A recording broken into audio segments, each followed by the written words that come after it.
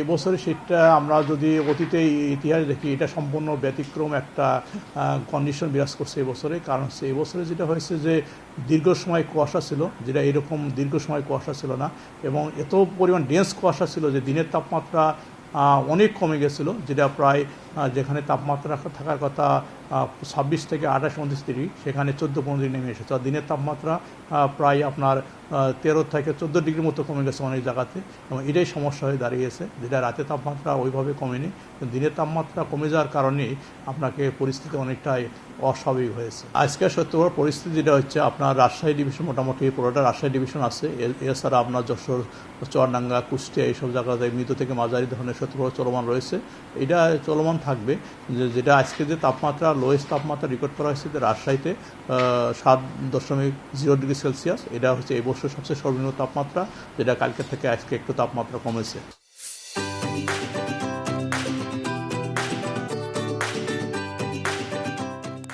তবে যেটা হচ্ছে আপনার দেখা যাচ্ছে যে আগামীকালে তাপমাত্রা একটু বাড়বে। এর মেন কারণটা হচ্ছে দিনের তাপমাত্রা একটু বাড়বে, কারণ হচ্ছে গতকালকে ডেন্স ফগ ছিল। এই ডেন্স ফগে থাকার কারণে উত্তর অঞ্চল তাপমাত্রা দিনের তাপমাত্রা অনেক কমে গিয়েছিল, যেটা আপনার পুরো রাজশাহী ডিভিশনের তাপমাত্রা দিনের তাপমাত্রা 14 ডিগ্রি নেমে গেছিলো কালকে। মানে এই জন্য ওইসব জায়গাতে প্রচণ্ড ঠান্ডা ছিল। তবে আজকে কিছুটা পরিস্থিতি উন্নত হয়েছে, আজকে সকাল 11টার ভিতরে ওইসব জায়গায় তাপমাত্রা আমরা 13-14 চলে গেছে, অর্থাৎ গতকাল থেকে দিনের তাপমাত্রা একটু হলেও বাড়বে। সেক্ষেত্রে কিছু কিছু অঞ্চল ক্লিয়ার হয়ে যাবে, বিশেষ করে আপনার ওয়েস্টার্ন পার্টের বাংলাদেশের এবং এদিকে সিলেটের কিছু অংশ এবং চট্টগ্রাম। তবে এখনও অনেক জায়গায় ঘন কুয়াশা রয়েছে দেশের মধ্য অঞ্চলে। তবে এই ঘন কুয়াশাটা আপনার একটু একটু করে কমছে, এই জন্য পরিস্থিতি সহজে স্বাভাবিক হবে না। তবে আসার জন্য হয়তো দিনের তাপমাত্রা একটু একটু করে বাড়তেছে, যদিও রাতে তাপমাত্রা আজকে কমে গেছে, এটা ওই রকম ফ্যাক্টর হবে না। তবে যেটা দেখা যাচ্ছে যে আগামীকাল পরশু তাপমাত্রা হয়তো দুটোই একটু বাড়ার সম্ভাবনা রয়েছে। আপাতত 7-8 দিনে আসবে না, এটা ওই সময় আসবে যে সময় আকাশ পুরোপুরি ক্লিয়ার হয়ে যাবে। যখন পুরো মেঘমুক্ত আকাশ হয়ে যাবে সেই সময় কি হবে, যে তাপমাত্রা যেটা দিনের বেলা আসবে ওটা রাতের বেলা দ্রুত আপনার রিফ্লেকশন হয়ে আকাশে চলে যাবে, সেই সময় রাতের তাপমাত্রা র্যাপিডলি ফল করবে। তবে যেহেতু কুয়াশা আপনাকে সহজে কাটছে না, কম বেশি কুয়াশা আগামী আরও মিনিমাম 3-4 দিন কন্টিনিউ করবে পুরোপুরি ক্লিয়ার হতে, সেক্ষেত্রে আপাতত রাতের তাপমাত্রা ওইভাবে কমবে না। এটা কমতে গেলে আপনাকে প্রথমে আকাশ ক্লিয়ার হতে হবে, অর্থাৎ কুয়াশা কেটে যেতে হবে। আর যেহেতু আপনার কুয়াশা কাটার পরিস্থিতি এখনও হয়নি, হয়তো একটু একটু করে কমতেছে।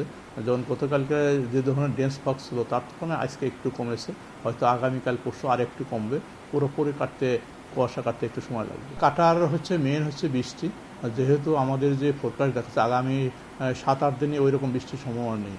আরেকটা কারণ হচ্ছে যদি কোনো কারণ ডেন্স ফগ হয় সেক্ষেত্রে গুড়ি গুড়ি কুয়াশা পড়ে, যেটা অনেক ডিজেল বৃষ্টির মতো যে পড়ে যায়, সেক্ষেত্রে ক্লিয়ার হবে। আর একটা হচ্ছে যদি বাতাস বেড়ে যায়, এখন নর্মালি শীতকালে যে ঊর্ধ্ব আকাশে যে প্রচণ্ড বাতাস রয়েছে, ঠান্ডা বাতাস, এই ঠান্ডা বাতাস যদি নিচুর দিকে নেমে আসে, তবে এই বাতাসটা অনেক সময় এই যে বাতাসে যে জলীয়বাষ্প রয়েছে বা কুয়াশা রয়েছে এটা আপনার কেটে যাবে। আপাতত এটা বেসিক্যালি হচ্ছে ইদানিং দেখা যাচ্ছে যে এই ডেন্স ফগ ব্যাপ্তিটা বেড়ে যাচ্ছে।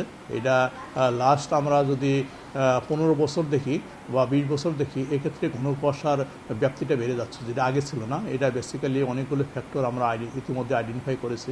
এটা একটা হচ্ছে আপনার যে লোকাল পলিউশন রয়েছে, এটা অনেকটা কুয়াশা ফর্মেশনের জন্য অনেকটা সহায়ক ভূমিকা পালন করে। তাছাড়া হচ্ছে যে যেহেতু আর একটা মেট্রোলজিক্যাল বা জলবায়ুগত যে চেঞ্জটা দেখা যাচ্ছে, যে আগে যেটা হতো কি আমরা বলি ওয়েস্টার্লি ডিস্টারবেন্স, অর্থাৎ পশ্চিমা লঘুচাপ।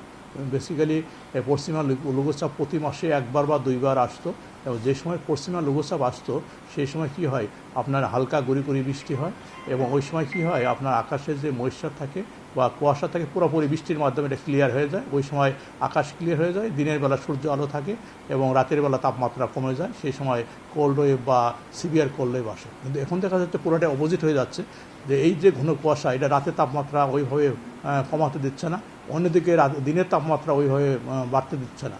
মানে পুরো অপোজিট ওয়েদার সিচুয়েশন ইদানিং দেখা যাচ্ছে, যেটা অনেকটাই মানে বাজে অবস্থা। আমরা যেটা বলি যে মানে এটাও এক ধরনের মানে অস্বাভাবিক একটা ওয়েদার বিরাজ করছে।